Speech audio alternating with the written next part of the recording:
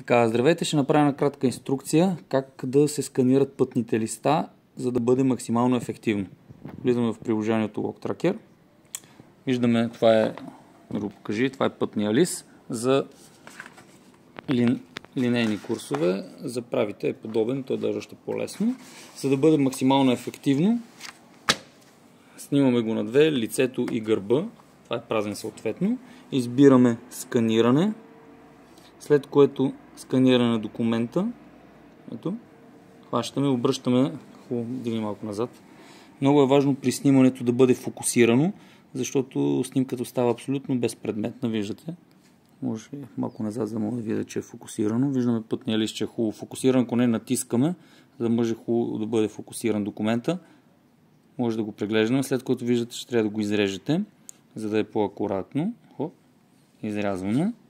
Преглеждаме си документа, виждаме, че е хубаво, защото всеко едно замъгляване всъщност не ни върши работа. Добавим още една снимка. Обръщаме документа. Хубаво фокусираме. Така, изрязваме. Ако ни трябва още един път лист добавяме. И с 3 снимки сме готови. При правите курсове е по-лесно. Хубаво гледаме, фокусираме. Изрязваме документа.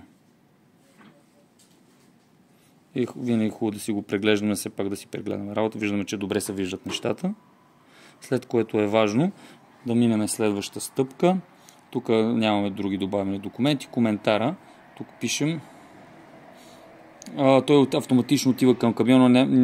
Няма нужда да пишете кой е регистрационен номер. Пътен лист. Ако е за месечния, ако е за линейните, трябва да опишете само месеца. В случая пишем 10.2023 е напълно достатъчно. Това е. Ако е за прави курсове, пишеме периода, т.е. 10, примерно 12. Ето сега ще ви покажа, това е начинът, който е за месечните пътни листа на линейни. Примерно пишеме, днеска сме примерно 25-28.10.2023. Ето така. Това е ако е за определен период. Съответно, виждаме всичко и вече сме готови. Това е начинът, по който се вкарват пътни листа.